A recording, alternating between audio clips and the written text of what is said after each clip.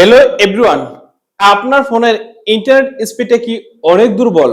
যদি আপনার ফোনের ইন্টারনেট স্পিডটা অনেক দুর্বল হয়ে থাকে, বর্তমান সময় আমরা সবাই ইন্টারনেট ব্যবহার করি। আমাদের ফোনের ডাটা মানে মোবাইল সিমের মাধ্যমে যে ইন্টারনেট ব্যবহার করি, এটা কিন্তু সবাই ব্যবহার করি। কারো বাড়িতে ওয়াইফাই আছে, আবার কারো বাড়িতে ওয়াইফাই নেই, সেক্ষেত্রে আমরা সবাই ইন্টারনেট ব্যবহার করি। তো আমাদের ফোনে কিছু অর্গানিক সেটিং আছে, এই সেটিং যদি আমরা করে না রাখি আমাদের ফোনে, তাহলে কিন্তু আমাদের ইন্টারনেট স্পিডটা অনেক দুর্বল হয়ে থাকে। তো আজকের ভিডিওতে আমি ছোট্ট কয়েকটা সেটিং দেখাবো। এই সেটিং যদি আপনার ফোনে করে রাখেন, আপনার ফোনে ইন্টারনেট স্পিড যদি অনেক দুর্বল হয়ে থাকে, 100% আজকের এই ভিডিওটা দেখার পরে আপনার ফোনে ইন্টারনেট স্পিডটা হাই স্পিড পাবেন।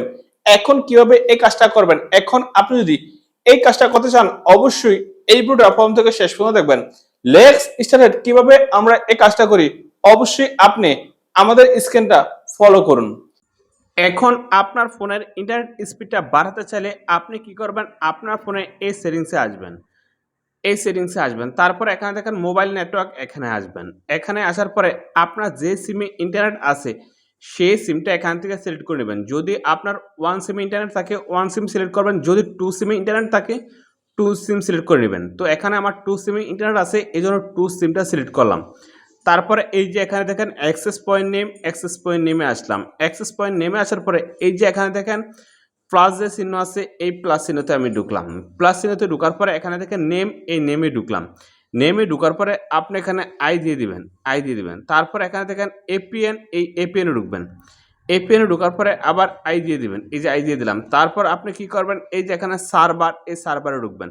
সার্ভারে ঢুকার পরে এখানে আপনি দিবেন পাইপ। তারপরে এখানে জি, এই যে নেমে আই দিবেন, এপিএনে আই দিবেন। তারপর এখানে সার্ভারে 5G দিবেন। তারপর এখানে দেখেন টিক চিহ্ন, এই টিক চিহ্ন চাপ দিয়ে দিবেন। টিক চিহ্নতে চাপ দেওয়ার পরে এই টিক চিহ্নটা আপনি এই যে আই সার্ভারটা আছে, এই আই সার্ভারে দিয়ে দিবেন।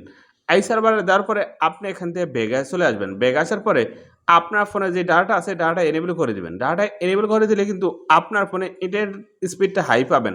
যদি এখান থেকে মোবাইল ডাটা এনেবল করার পরে যদি ইন্টারনেট স্পিডটা হাই না পান, তাহলে আপনি কি করবেন, আপনার ফোনটা বন্ধ করে অন করবেন। অন করার পরে এখান থেকে মোবাইল ডাটা এনেবল করবেন, তারপরে দেখবেন আপনার ফোনে ইন্টারনেটটা হাই পাবেন।